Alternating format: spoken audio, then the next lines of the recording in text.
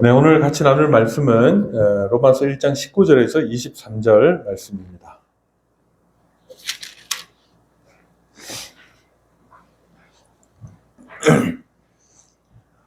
로마서 1장 19절에서부터 23절 말씀입니다.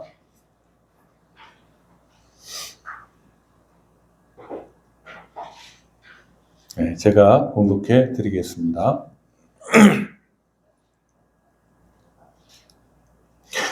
이는 하나님을 알만한 것이 그들 속에 보임이라. 하나님께서 이를 그들에게 보이셨느니라. 창세로부터 그의 보이지 아니하는 것들, 곧 그의 영원하신 능력과 신성이 그가 만드신 만물에 분명히 보여 알려졌나니, 그러므로 그들이 핑계하지 못할지니라. 하나님을 알되 하나님을 영화롭게도 아니하며 감사하지도 아니하고 오히려 그 생각이 허망하여지며 미련한 마음이 어두워졌나니, 스스로 지혜에 있다 하나 어리석게 되어 썩어지지 아니하는 하나님의 영광을 썩어질 사람과 새와 짐승과 기어다니는 동물 모양의 우상으로 바꾸었느니라. 아멘.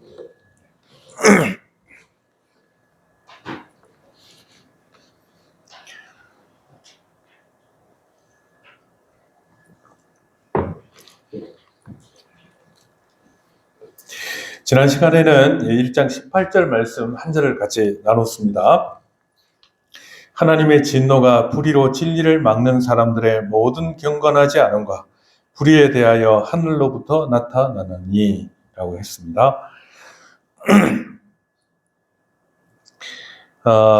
지금 이제 로마서 1장 18절에서부터 23절의 단락은 인간의 보편적인 죄성과 그에 따르는 하나님의 공의로운 심판에 대한 말씀입니다. 우리가 이제 18절, 17절에서 우리가 복음에는 하나님의 의가 나타났다. 복음에 나타난 하나님의 의에 대해서 얘기한 다음에 19절에 바로 하나님의 진노가 나타나서 라고 이제 바울 사도가 이 말씀을 기록한 이유는 그 하나님의 의가 왜 필요한지를 설명하고자 하는 겁니다. 그러니까 이제 사람들이 내가 무슨 죄가 있어 라고 생각하는 사람들은 복음을 이해할 수가 없는 거예요. 그러나 우리가 이제 이 19절부터 나오는 하나님의 진노가 어찌 또 왜 임하게 됐는가를 이해하게 될 때, 이 복음이라고 하는 것이 또 그 안에 나타난 하나님의 의라고 하는 것이 참으로 나에게 필요한 것이다 하는 것을 알게 된다 그 말입니다. 그래서 지난 시간에 이제 하나님의 진노라는 개념을 우리가 살펴봤는데, 거기 보면 이 죄에 대한 하나님의 공의로운 심판이 또 거룩한 창조주가 피조물의 반역에 대해 내리시는 사법적인 선고의 성격이 이제 설명되어지고 있습니다. 이와 같은 하나님의 이제 사법적인 심판은 내버려 두는 거죠. 죄악 가운데 내버려 두는 거. 우리가 살면서 거듭해서 죄를 범할 때 우리 마음속에 찾아오는 그 절망감 같은 것이 있죠. 근데 거기서 벗어날 수 없을 것 같은 생각. 이렇게 됐을 때 신자라고 해도 굉장히 두려워합니다.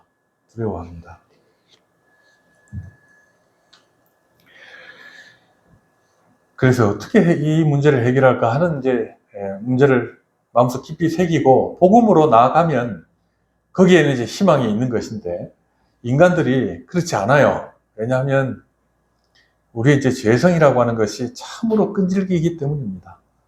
그래서 반복해서 범하는 죄들, 이것이 이제 사실은 우리의 마음을 깊이 찌르는 그 문제가 되죠. 근데 이제 이 하나님의 진노가 그들에게 나타나는데, 이것이 하늘로부터 나타난다 하는 말은 인간이 하나님의 초월적 심판을 피할 수 없다라고 하는 것입니다.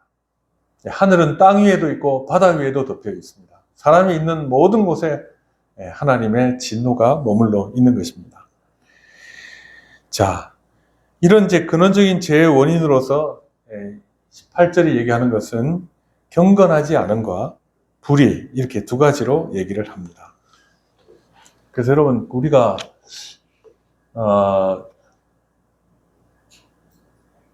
여러분, 이제 다른 사람들하고 또 얘기할 때 율법에 대해서 얘기를 좀 많이 하는 편이죠. 우리 교인들은. 그죠?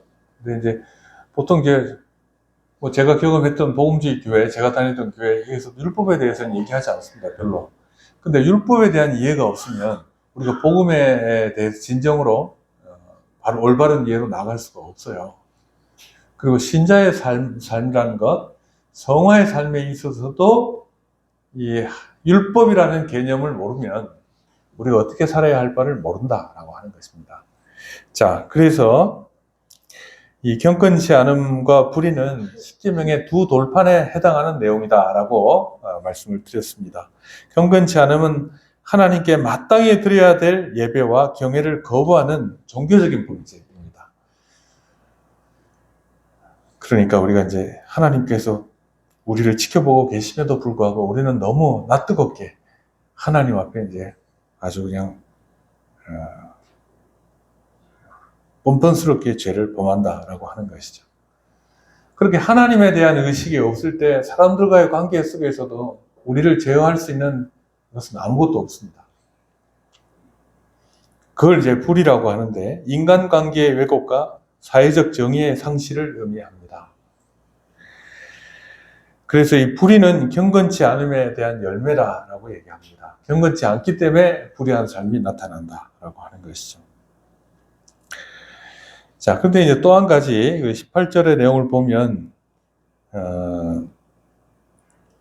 하나님의 진노가 불의로 진리를 막는 사람들의 모든 경건하지 않음과 불의에 대해 나타난다라고 했는데 여기서 보면 인간이라고 하는 존재가 사악한 근거가 이유가 뭐냐면 이런 하나님에 대한 지식이 없는 것이 아니다라고 하는 것이에요. 없는 것이 아니다. 하나님에 대한 지식을 고의로 막고 억누르고 은폐하는 것. 네. 우리 생활 속에 그런 것이 없나요, 여러분? 이렇게 뭐 같은 조립할 때 스프링 같은 게 있거든요. 스프링이 아주 뭐 큰 스프링이야 우리가 누를 수도 없죠. 그래서 이제 어떠한 적당한 스프링인데 이걸 눌러가지고 조립하려고 그러면 이걸 눌러야 돼요. 근데 스프링이 어떻게 합니까? 이게 자꾸 삐져나와요. 이렇게 자꾸. 그러니까 우리가 이제 하나님의 의에 대해서 자꾸 억누르려고 합니다. 그러니까 이제 우리의 힘에 걸맞는 스프링을 눌러가지고 고정시킨다고 할 때 스프링을 제어하는 것은 참 힘든 일이거든요. 이쪽을 막으면 저쪽으로 삐져나가고 하는 것인데 하나님에 대한 의식을 우리가 그렇게 스프링을 누르듯이 억누르고 있다라고 하는 것입니다. 그래서 사람들은요, 저도 뭐 그런 생각, 일기 같은 거 쓸 때로 생각 많이 하잖아요. 오늘 하루도 아무 생각 없이 사는 것 같다. 그런 거 있죠. 근데 이제 혼자 남는 시간에 앉아 있으면 마음속에 공허함과 허전함이 있고, 야, 이렇게 살아도 되겠냐 하는 생각이 드는 것이죠. 사람은 그걸 감출 수가 없습니다. 어떻게 사는 것이 올바른 삶일까? 우리는 주의 말씀을 이제 대할 때 하나님 안에서 하나님과 동행하며 사는 것이 옳다고 생각하지만 우리의 인생은 너무나 자주 하나님을 잊어버리고 그렇게 살아간다라고 하는 것입니다. 자, 근데 오늘은 이제 이 스프링에 대한 얘기를 좀 더 하려고 합니다. 자, 19절과 20절을 같이 한번 읽어보겠습니다. 자, 시작. 이는 하나님을 알만한 것이 그들 속에 보임이라. 하나님께서 이를 그들에게 보이셨느니라. 창세로부터 그의 보이지 아니하는 것들, 곧 하나님의 영원하신 능력과 신성이 그가 만드신 만물에 분명히 보여 알려졌나니 그러므로 그들이 핑계하지 못할지니라 그랬습니다. 하나님을 알만한 것이 우리 앞에 있다는 거예요, 여러분. 있어요. 신자들만 그런 게 아니고 불신자들 앞에도 이게 놓여 있습니다. 자, 하나님을 알만한 것이 그들 속에 보임이라. 왜 그러냐면 하나님께서 그들에게 보이셨기 때문이에요. 보이셨기 때문이다. 그래서 창세로부터 그에 보이지 아니하는 것들, 그러니까 이 하나님의 자연 계시는요, 범죄한 이후에 나타난 것이 아니라 그 전부터 있었던 거예요. 창조 이후에 항상 있었던 것인데 왜 그러냐 하면 그의 영원하신 능력과 신성이 그가 만드신 만물에 분명히 보여 알려졌다. 그렇게 얘기합니다. 그러니까 하나님의 신성이 항상 우리 눈에 보인다는 거예요. 항상. 그렇기 때문에 우리는 핑계할 수 없다. 그렇게 바울사도는 얘기합니다. 저는 이제 이 로마서 1장 이 부분을 보면서 앞으로도 그렇겠지만 바울사도가 굉장히 집요해요. 그 인간의 어떤 그 죄성에 대해서 슬쩍슬쩍 넘어가지 않는다. 자, 바울사도는 하나님을 알만한 것이 그들 속에 보임이라 라고 했습니다. 그리고 그것을 하나님이 친히 나타내 보이셨다. 그렇게 얘기합니다. 우리는 날마다 하나님의 그 신성과 하나님의 존재에 대해서 바라보고 있는 거예요, 여러분. 그래서 하나님께서는 보이지 않는 자신의 신성과 영원한 능력을 가시적인 피조물 속에 각인해 두셨다라고 하는 것입니다. 여러분, 하나님을 보려면 어디로 가야 될까요, 여러분? 흔히 자연 계시하면 무슨 저 높은 에베레스트 산이나 이런 데 가야 우리가 하나님의 그 신성, 각인된 하나님의 성품들이 드러난다라고 생각하지만 그게 아닙니다, 여러분. 하나님의 가장 대표적인 피조물이 누굽니까? 인간이잖아요. 여러분 내면에 하나님의 신성의 어떤 그 외침이 있어요. 있고 관계 속에서도 있어요. 그래서 칼뱅은 하나님의 자연 계시는 결코 모호하거나 불충분한 것이 아니다라고 얘기합니다. 그래서 자연으로 보면 광활한 하늘의 별들로부터 미세한 곤충의 구조에 이르기까지 모든 만물이 창조주를 가리키는 손가락과 같다라고 얘기를 했습니다. 우리 안에도 그게 있어요.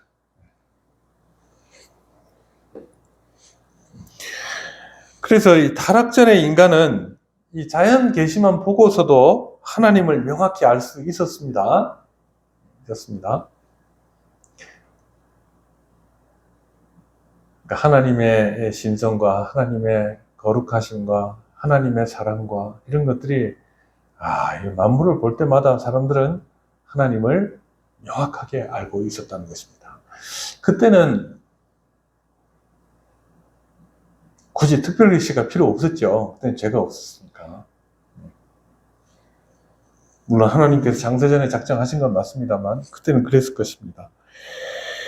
자,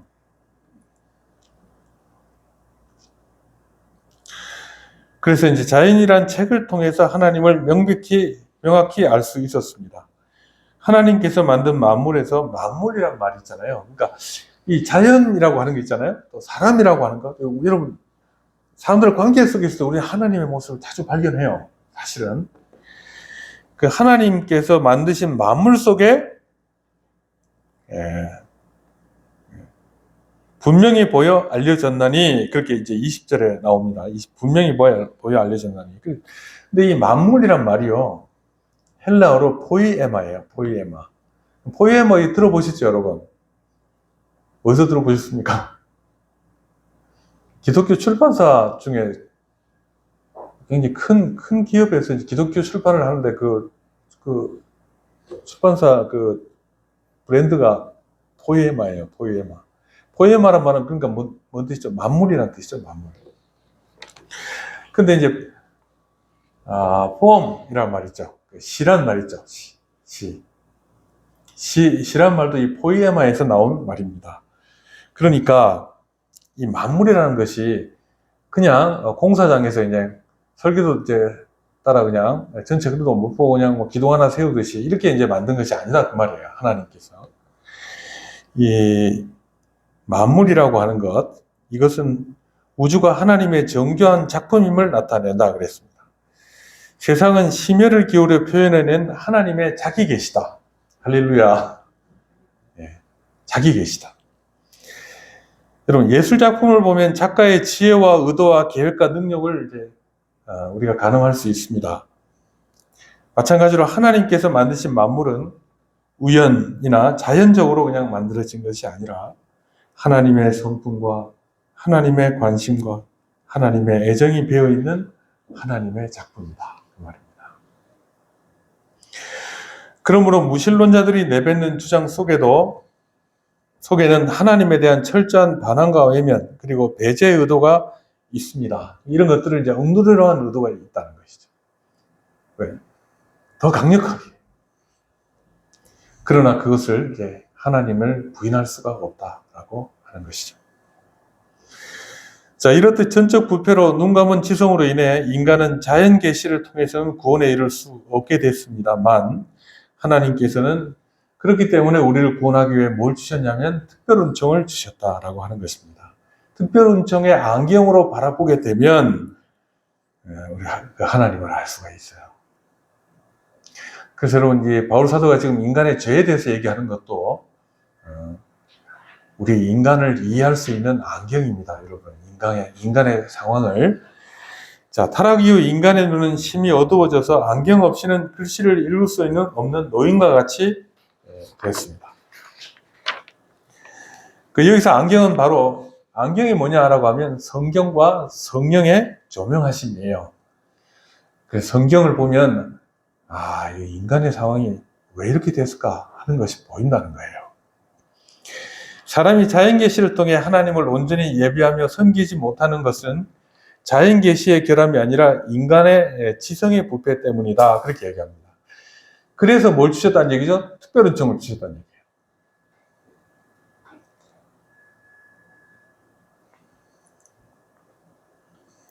자, 그러므로 바울 사도는 그들이 핑계하지 못할지니라 라고 선언합니다. 인간이 하나님을 알만한 것을 이미 가지고 있기 때문에, 그리고 그것을 인지하고 있기 때문에 의식이든 무의식이든 하나님의 재판정에서 결코 변호하거나 답변할 수 있는 말이 없다는 것입니다. 왜냐하면 그 이유는 인간이 살아가는 세상의 도처에 하나님의 일반 은총이 찬란하게 빛나고 있기 때문입니다. 인간은 그 은총에 대한 올바른 반응인 하나님의 영광에 대한 감사와 찬양이 아니라 자신의 헛된 생각들로 이 신의식을 왜곡시키거나 억누르고 있거나 마치 목류병자처럼 외면하고 있습니다. 그리하여 하나님을 부인하는 것을 당연하게 여기고 자기가 원하는 대로 살아갑니다. 그렇기 때문에 마지막 날에 그들은 오히려 자신들의 곁에 그토록 빛났던 하나님의 은총으로 인해 결코 핑계를 댈 수 없게 되는 것입니다.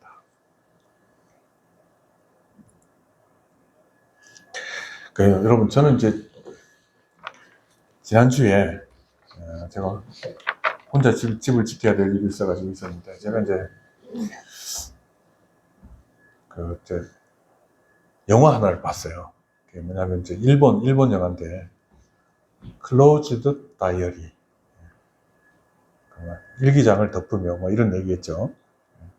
근데 거기 보면 한 교사가 나와요. 초등학교 교사인데 초등학교 저사가 처음 담임 선생님이 돼가지고 그 4학년짜리 아이들을 아주 열정적으로 가르칩니다. 그 애를 하나하나 잘 돌보고 그들의 어려움들에 대해서 잘 도와주고, 그래서 애들이 이제 마음의 힘이라는 것을 믿고 변화가 돼요, 애들이. 근데 이 선생님이 4학년 그 애들 첫 담임 교사가 됐던 그 해에 종업식을 마치고 집으로 가는 중에 스쿠터를 타고 다녔는데 뒤에 트럭이 와가지고 선생님이 죽어요. 그래서 이제 그 이 선생님과 관련된 주위에 있던 이제 그 선생님 사랑했던 그 남자도 있고, 또 그 선생님이 살던 집에 들어가서 그 다이어리를 발견했던 어떤 여자분 이야기, 이런 것들이 있어요. 제가 보면서 감동을 받았어요. 굉장히 감동을 받았어요. 아, 인간의 삶이라고 하는 것이 하나님을 안 믿는 사람들의 삶이라고 하는 것이 우리에게 무슨 의미가 있을까? 그런 생각을 많이 했는데, 아니에요. 의미가 있어요. 있어요. 그게 일반은총이에요. 세상을 의미 있게 살아가고자 하는 마음이 사람 속에 있어요. 그것이 이제 우리가 범죄하고 뭐 부패한 인간의 상황 때문에 구원에 이르는 조건이 되지는 않아. 사람들은 그것을 통해 감동을 받고 또 그것을 추구하며 살아가는 사람들이 세상에 있다는 것입니다. 그래서 여러분들 주위에 있는 사람들을 보면 귀한 것들이 있거든요.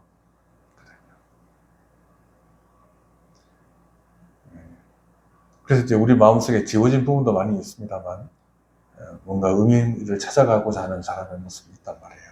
그게 하나님의 일반 계시입니다. 자,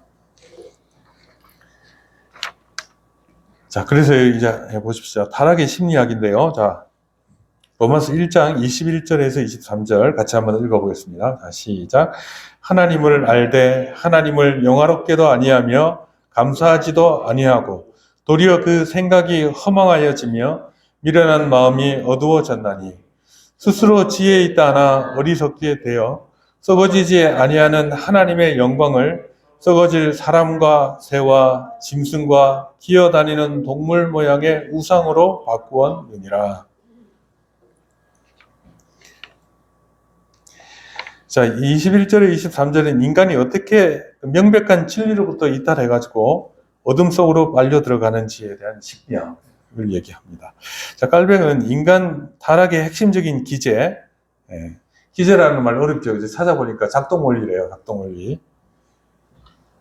어떻게 사람들은 이 범죄, 타락의 모습으로 변해가는가, 또 그쪽으로 걸어 들어가는가 하는 그 작동 원리가 뭐냐라고 할 때, 갈뱅은 그것이 여기 나오는 인간의 배은망덕이다, 그렇게 얘기합니다. 하나님께 마땅히 돌려야 될 것을 돌리지 않는 인간의 그 배은망덕, 대신 이제 그런 것이다, 그렇게 얘기합니다. 그래서 여기 보면 하나님을 알되 하나님을 영화롭게도 아니하며 감사하지도 아니하는, 이 배은망덕이 모든 이 죄의 출발점입니다. 죄라고 하는 것은 하나님의 뜻으로부터 벗어나는 거잖아요. 그러니까 이제 이것이 어디서 작동이 되느냐 하면 하나님에 대한 배은망덕입니다.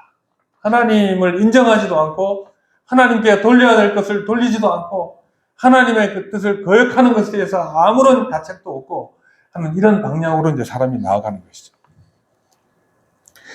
우리가 살아가는 세상에서 하나님의 영광을 찬양하고 그분의 어떠하심에 대해 감사한다는 것이 여러분 하나님의 영광에 대해서 찬양하고 감사하는 것이요, 세상 속에서 또 우리의 삶 속에서 얼마나 희귀하고 생경한 것이 되냐 하는 것입니다.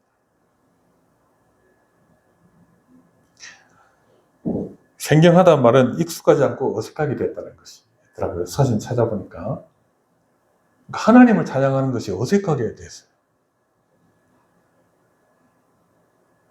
우리 직장에서 점심 먹을 때 기도 안 하는 거 있잖아요. 크리스찬이 기도 안 하는 거 있죠. 하나님을 찬양하는 것이 너무 어색해진 세상이다, 그 말이에요. 그만큼 인간의 일생이라는 것이 바른 도리에서 벗어나 있다는 것을 보여줍니다.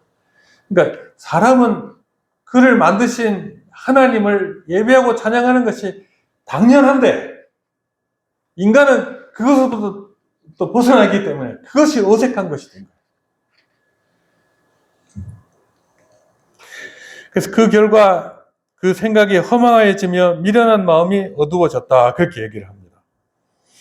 인간이 창조주라는 군을 잃어버렸을 때 인간의 그 지성은 필연적으로 혼란에 빠져 갈팡질팡하게 됩니다. 인간의 지성은 사실은 이제 인식에서 나오는 거죠. 인식. 하나님에 대한 인식을 잃어버리니까 이거 왜 이러지? 이런 생각들이 어디서 왔지? 내가 양심의 가책을 느끼는 이 마음이 왜 이러는 거지? 인간은 본래 하나님을 경배하도록 창조되었습니다. 그것이 바른 자리입니다. 그러나 그 목적에서 이탈하는 순간 스스로의 상상력과 헛된 추측에 매몰돼 버립니다. 모르는 거예요. 멍해지는 거예요. 혹은 그 허무함을 잊기 위해 맹목적이거나 고집스럽게 사소한 목적들을 만들어냅니다. 그것도 아니면 아주 독하고 자극적인 감각에 몰두하게 됩니다. 근데 놀라운 것은 이 혼란이 단지 인신론적이거나 지식적인 문제가 아니라 인간을 두텁게 에워싸고 있는 도덕적이고 영적인 교만에서 기인한다는 겁니다. 그러니까요, 사람이 하나님을 인정하면 되는데 그렇게 안 한다는 거예요. 그게 정상인데 정상이 아닌 것으로 벗어나 버렸다. 그 말입니다.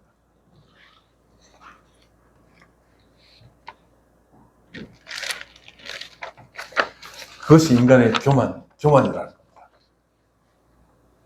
근데 사람이요, 뭔가를 추구하면서 살아가는 건 귀한 일이죠. 근데 그 끝이 허망하다는 거예요, 사실은. 그거 알아요.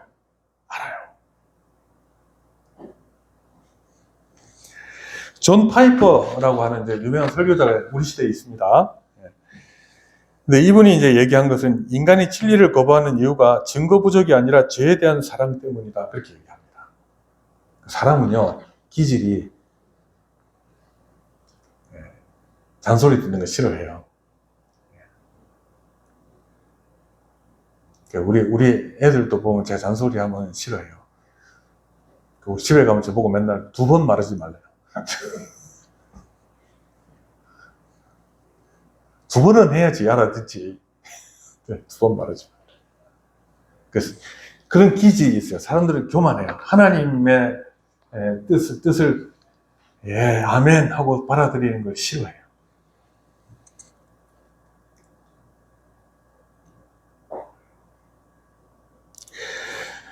그 죄에 대한 사랑 때문에 그런 것입니다. 인간은 자신의 독립성과 자율성을 유지하고 싶어 하기 때문에 하나님을 창조주로 인정하는 순간 자신의 그 제약된 즐거움을 포기해야 한다는 것을 직감적으로 압니다. 우리 신자들이요, 여러분, 교회 꼭 나와야 되냐? 그렇게 물어보는 생각이 있겠죠? 그거 왜 그럴까요? 교회 안 나오고 하고 싶은 일이 있기 때문에 그래요. 그렇지 않나요?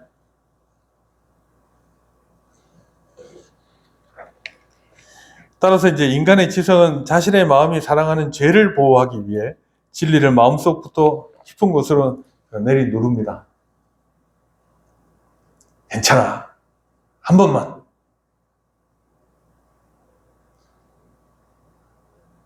그래서 혼란이 일어나면 이게 더 귀한 거야 이렇게 생각한단 말이에요. 그 핑계를 대죠. 어떤 핑계를 댑니까? 목사님 설교 너무 길어. 못 알아듣겠어. 사투리를 써. 뭐 이렇게 하면서 그보다는 차라리 다른 거 하는 게 더 나아 이렇게 생각합니다. 자, 그런 의미에서 인간은 선천적인 스핀 닥터입니다. 스핀 닥터란 말이 있더라고요. 이 존 파이퍼가 한 말이에요. 스핀 닥터란 말을 제가 찾아보니까 스핀이란 말이 뭐냐면 왜곡되는 거죠. 스핀. 직선으로 안 나가고 그죠? 스핀. 닥터란 말은 의사란 말도 있지만 전문가라는 뜻이 합니다. 그래서 스핀 닥터란 말은 왜곡 전문가예요. 그래서 이제 잘못된 여론 조성하고 있죠. 편파적으로 막 사람들 막 논리적으로 막 하면서 사람들 이끌어가는 거 있잖아요. 이런 사람을 스핀 닥터라고 합니다. 근데 사람이 선천적인 스핀 닥터예요. 하나님 앞에서. 다른 이유들을 막 갖다 대가지고 논리를 형성을 합니다.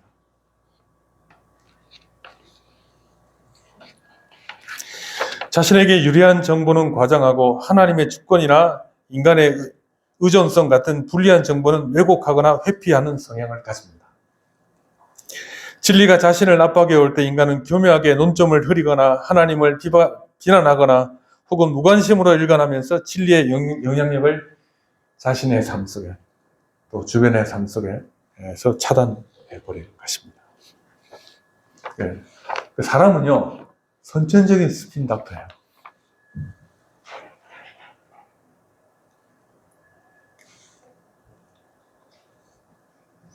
그러니까 여론 조작자인 거예요. 자기 마음속에. 핑계가 많아도 얼마나 많아요. 없는 사람이 없어. 누구나 그래요, 누구나.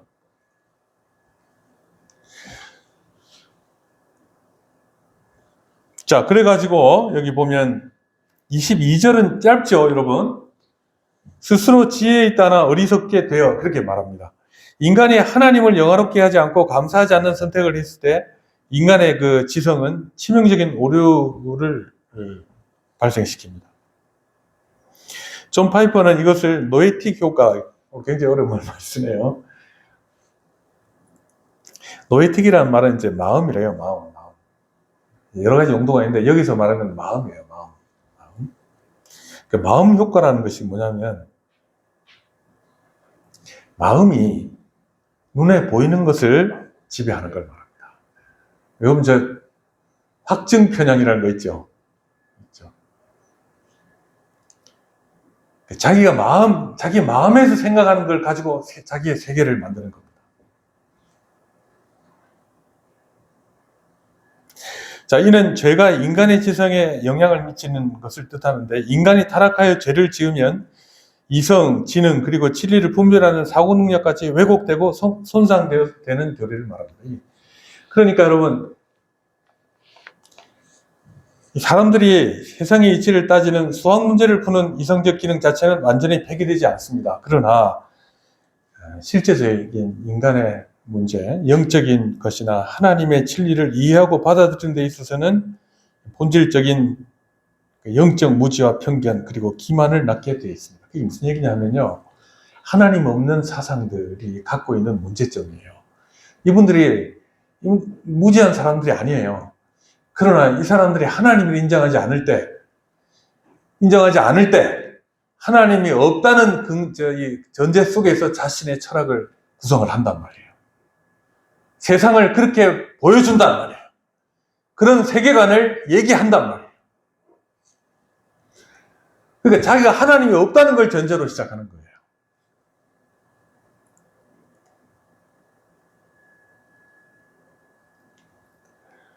이런 종류의 어둠은 지식의 양이 부족해서가 아니라 진리를 기뻐하지 않는 도덕적 어둠입니다. 그렇죠, 여러분? 이 사람들이 지식이 모자라 그런 게 아니에요. 그러니까 자기 마음에 하나님이 없기 때문에 그래요. 자기의 온갖 지식으로 그 어둠을 만들어냅니다. 즉, 인간이 하나님을 배제한 채 스스로 지혜를 자랑할 때 하나님께서 보시기에는 가장 미련한 상태가 된다는 거예요. 눈에 뻔히 보이는 하나님의 영광을 없다고 얘기하는 거예요. 인간이 자신의 죄를 정당화하기 위해 만든 고도의 철학적 체계들이야말로 그들이 얼마나 어리석게 되었는지를 보여주는 명백한 증거들입니다. 자, 그래서 여러분, 그들이 만들어낸 것이 뭐냐면 우상입니다. 우상. 자, 여러분 우상이 있으십니까, 여러분? 예? 그럼 대놓고 하잖아요, 대놓고.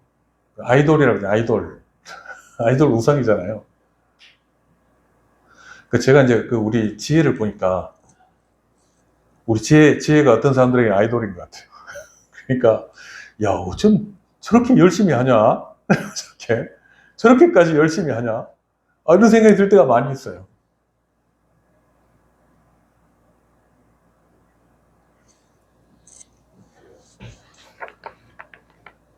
자, 그래서 23절에 보면 인간이 썩어지지 않은 하나님의 영광을 썩어질 사람과 새와 짐승과 기어다니는 동물 모양의 우상으로 바꾸었다. 그렇게 고발을 합니다, 바울 사도는. 자, 이와 같은 이제 교환이에요. 하나님 대신에 우상을 갖다 집어넣는 겁니다. 이런 교환 행위는 인류 역사상 가장 어리석고 비극적인 거래입니다. 인간은 무한하고 영원하신 하나님을 유한하고 부패할 피조물의 틀 안에 가둠으로써 스스로 지혜롭다고 하지만 결국 엄청난 어리석음을 향해 걸어 들어갑니다. 자, 이것은 창조주이신 하나님의 존엄성에 대한 최악의 모독입니다. 하나님이 있어야 될 자리, 찬양해야 될 자리에 하나님이 아니라 다른 것들을 놓고 찬양을 하는 거예요. 인간은 본질적으로 무언가를 숭배하도록 설계되어 있습니다. 따라서 인간이 하나님을 숭배하기를 거절할 때 그 공백을 견디지 못하고 반드시 대체모를 찾아냅니다. 바로 이런 교환 행위는 인간의 상상력이 만들어낸 환상, 환영에 절하는 행위입니다. 실체가 아닌 것에 절하는 거예요. 즉 우상은 인간의 종교적 본능이 왜곡된 결과물입니다. 인간은 자신의 통제 아래 둘 수 있는 가시적이고 물질적인 신을 원합니다. 왜 그럴까요? 자기가 통제할 수 있으니까. 결국 창조주보다 피조물을 더 경배하고 섬기는 것으로 귀결됩니다. 그래서 바울 사도가 뭐라고 얘기했죠? 우상을 어떻게 나열했냐면 사람, 그 다음 뭐죠? 새, 그 다음에 사족, 짐승, 그 다음에 배로 기어다니는 벌레들. 이것을 섬겨요, 사람들.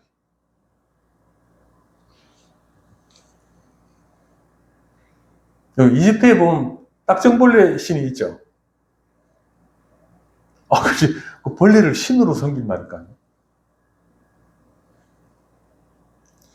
이게 순서예요. 처음에는 사람 모양의 신을 섬기다가, 그 다음에는 이제 날아다니는 새를 섬기다가, 그 다음에 좀 더 나가면 어디로 간다고요? 짐승을 섬기다가, 나중에는 벌레를 섬겨요. 가치 없는 것을 섬겨요.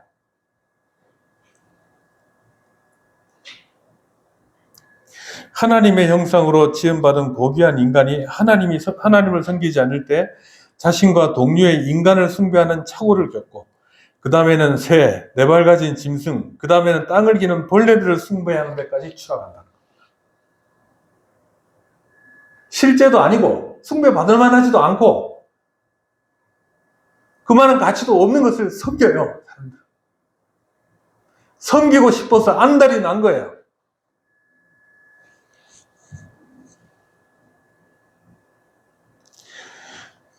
자, 근데 요즘 여러분 뭐 벌레 섬기는 사람은 없죠? 뭐 경우에 따라 있겠습니다만, 요즘의 우상은 그런 게 아니죠, 사람들이. 요즘의 우상은 뭐냐면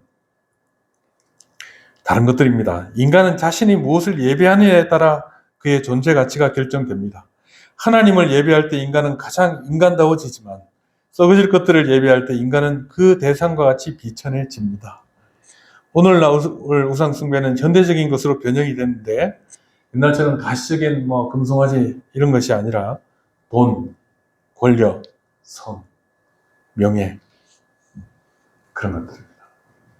돈, 섹스, 권력 그런 책이 있어요, 여러분. 근데 그것보다 더 근원적인 거, 무엇보다도 이것이 말하는 것은 뭐냐면 자기 자신이에요. 자기 자신. 자기 자신의 욕망이에요. 돈, 권력, 성, 명예 이것을 갖게 되면 어떤 결과가 일어나죠, 여러분? 스스로 신이 되는 겁니다.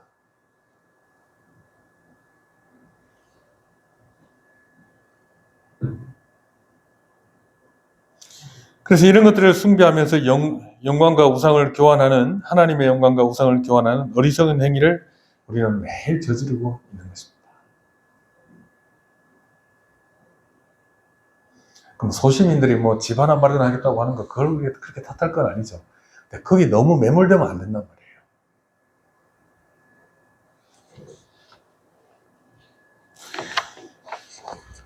우리는 하나님을 섬겨야 돼요. 모든 것의 근원이신 하나님. 무엇 입을까 무엇을 먹을까 염려하지 말라고 하신 하나님. 그 하나님을 믿어야 돼요. 자, 무한한 가치를 지닌 다이아몬드를 전당포에 맡기고 깨진 유리 조각을 받아오는 것과 같은 행위입니다. 이런 행위는 단순히 나쁜 짓이 아니라 하나님의 영광을 하찮게 여기고 그분보다 다른 것을 더 가치 있게 여기는 악한 일입니다. 그래서 여러분 예레미야서 2장 11절에서 13절에 보면 이스라엘 백성이 두 가지 범죄했다고 하나님께서 말씀하십니다. 첫째는 뭐냐면 생수의 근원이신 하나님을 버린 것. 둘째는 뭐죠, 여러분? 물을 가두지 못할 터진 웅덩이를 판 것입니다. 그러니까 하나님의 풍성함이 있는데 그걸 버리고 자기 자신을 이롭게 하지 못할 것을 추구했다는 것이죠. 터진 웅덩이가 뭐냐면 여러분, 사막 지역에 보면 우물을 파요. 여러분, 야곱의 우물이라고 들어보셨죠? 야곱이 파는 데마다 우물이 터져요. 물이 있고 안반이 든든하면 물이 거기서 고여요. 근데 터진 웅덩이가 뭐냐면 아무리 파도 물이 안 나오는 거예요. 물이 잠시 있는 것 같았는데 물이 싹 빠져버려요. 자기 자신을 채울 수 없는 것이에요. 터진 웅덩이. 너희가 나를 버리고 너희 스스로 터진 웅덩이를 판 죄가 있다. 그렇게 얘기하는 거예요.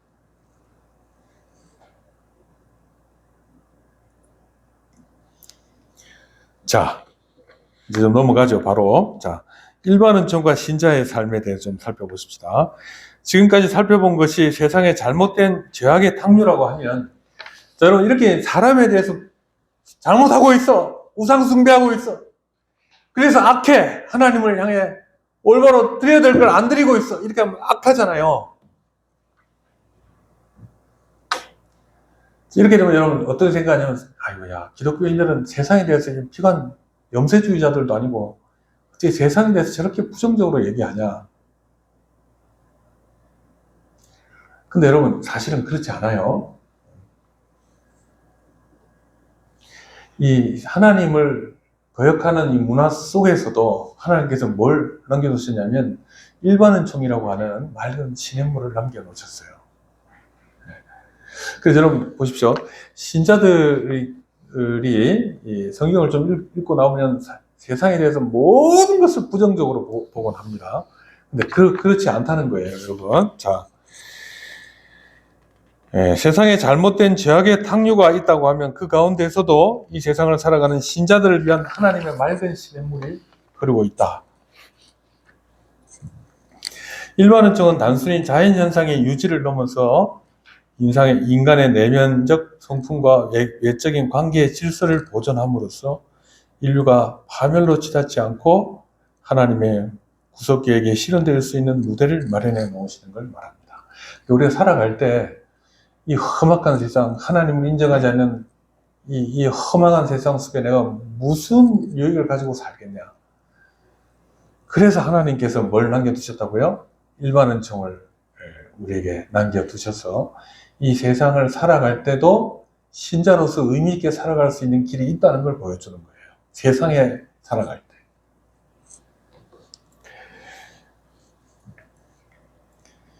자, 일반 은총은 구원에 이르지는 못하지만 죄로 저주받은 세상에 하나님의 손으로부터 누리는 모든 후일을 가리켜서 하는 말입니다. 일반 은총은 특별 은총과 각각 독립적으로 존재하는 것이 아니라 하나님의 단일한 주권 아래 서로를 전제로 하고 있습니다. 자, 일반 은총은 특별 은총이 역사할 수 있는 토양을 제공합니다. 여러분, 만약에 일반 은총이 없으면요, 세상은요, 어떻게 되냐면,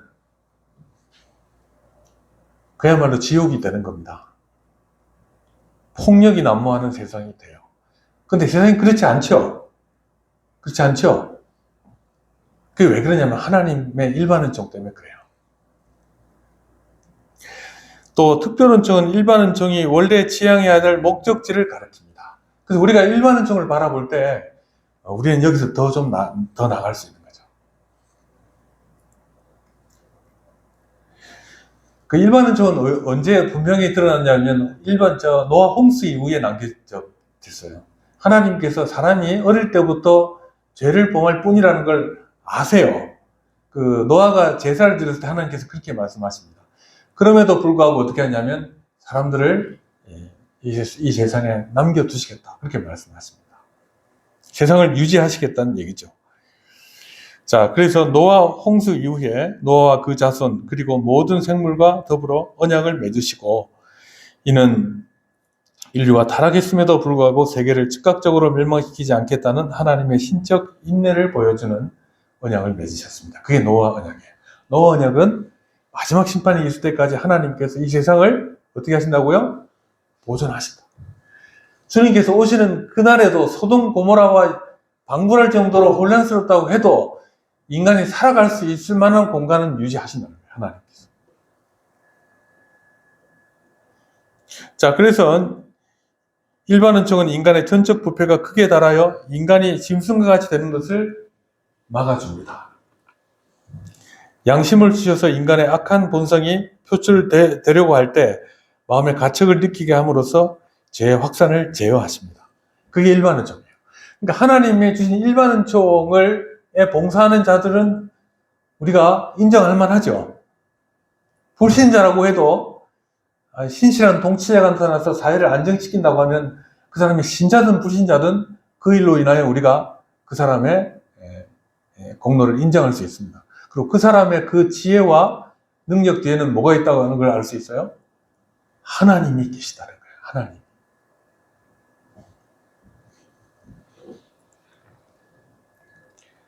자, 그래서 양심을 주셔서 가책을 느끼게 하고 죄 확산을 제어하십니다. 또한 일반 은총은 거듭나지 않은 사람들에게도 시민의 의를 행할 수 있는 능력을 부여하십니다. 이에 따라 불신자들 사이에서도 이타적인 희생, 정직한 상거래, 이웃에 대한 사랑과 같은 고귀한 성품들이 나타날 수 있다는 거예요. 그러면 그런 사람들은 구원받느냐?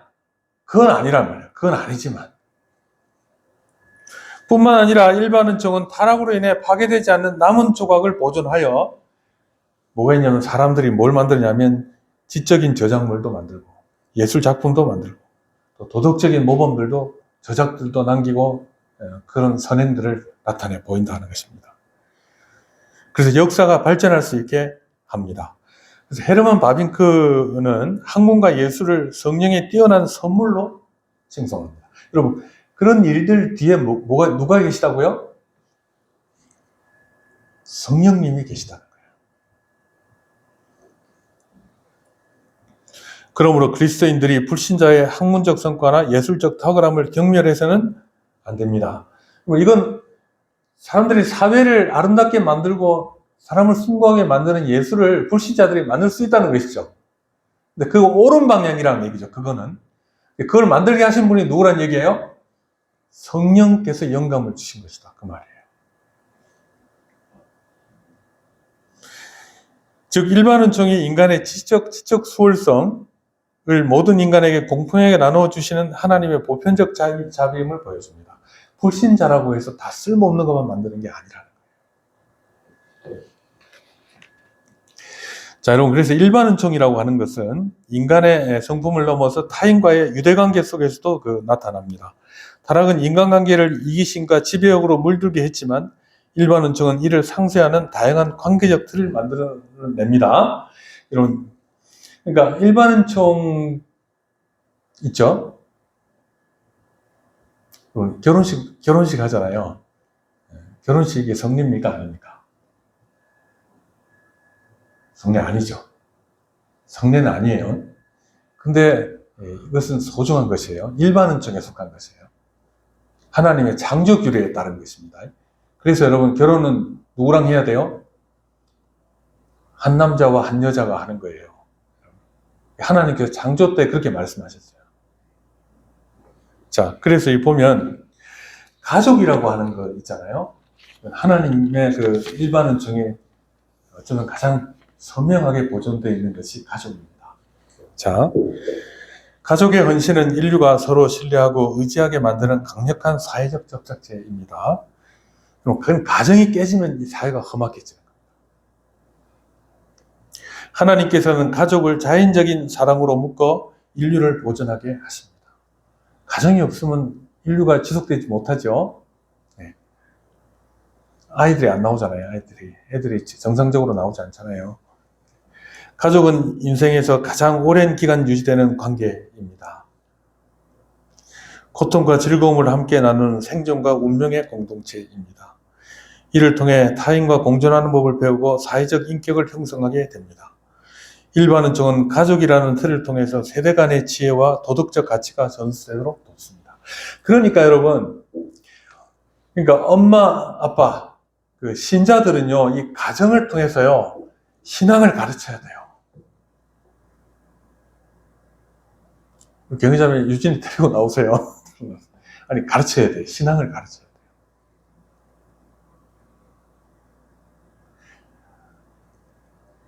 부모에게 책임이 있어요. 여러분, 구약 성경에 보면 자녀들 교육은요, 가정에 맡겨졌어요. 주일학교 선생님이 아니고 가장이 해야 돼요.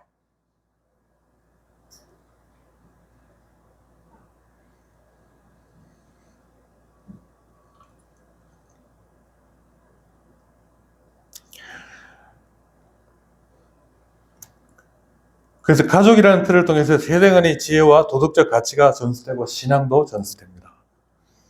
그래서 여러분, 유아 세례라는 게 무슨 의미인지 아시죠?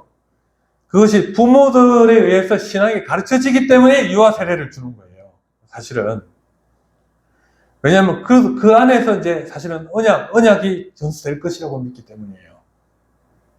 물론 이제 구원받고 안 받고야 하나님에 달린 일이지만. 그러니까 애들이 신앙생활 안 하게 놔두면 안 돼요. 직무유기예요, 직무유기.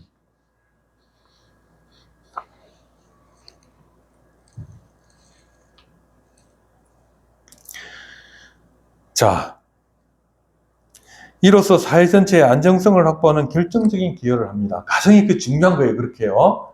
일반 은총적이뿐만 아니라 그 안에 신앙이 가르쳐지기 때문에 그래요.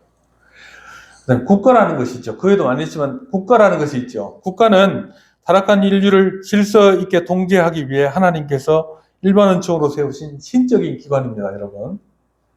신적인 기관이에요. 물론 정치 최고 지도자가 신자가 아니어도 그래요. 성경은 이 통치자들을 하나님의 종이라고 해요. 국가는 법을 대행하여 악을 징벌하고 선을 장려함으로써 사회가 만민에 대한 만민의 투쟁 상태가 되지 않도록 유지합니다. 하나님께서 세운 일반 은총의 기관이에요, 국가는.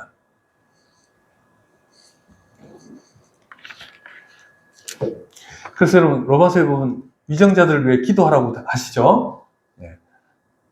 그러면 기도할 때 위정자가 하나님 믿게 해주세요. 그것도 구해야 되죠? 근데 이제 그것과 함께 뭘 구해야 되냐면 자기의 역할을 잘 감당할 수 있게 해달라고 기도해야 돼요. 자, 그러면 우리가 일반 은총 속에서 신자와 불신자가 함께 살잖아요. 그죠? 자, 한번 보십시오. 자, 인간의 죄가 이렇게 험악한 것임에도 불구하고 하나님의 일반 은총이 세상 속에 있다는 것은 신자가 이 세상 속에 살아갈 의미와 목적을 부여하는 겁니다. 자, 신자와 불신자는 같은 문화권 안에서 상호작용을 하면서 공통의 인간성을 공유합니다. 공통점이 많죠? 같은 인간이니까. 일반 은총은 양자 모두에게, 신자, 불신자 모두에게 공통의 인식 기반과 도덕적 지평을 제공하기 때문입니다. 그래서 가정이라는 것도 그렇고, 국가라는 것도 그렇고, 사회에 대해서 그래요. 선을 해간다는 것도 그래요. 일치해요. 여러 부분에서. 신자들은 세상 속에서 자신의 직업과 일상을 통해 하나님의 주권을 실현해야 합니다. 이때 불신자들이 이룩한 전문적인 성취, 일반 은총을 존중하며 협력하는 자세가 필요합니다. 모든 걸 부정적으로 볼 필요는 없다는 겁니다, 여러분. 모든 걸 또 선하다고 볼 필요도 없어요. 잘 분별해야 되죠. 그리고 신자들은 비기독교 문화 속에서도 하나님의 영이 주신 지혜와 아름다움의 흔적들을 발견할 수 있어야 됩니다. 신자들은 그 속에서 세상에 가치 있는 것들을 하나님의 영광을 위해 변혁적으로 사용할 수 있어야 돼요.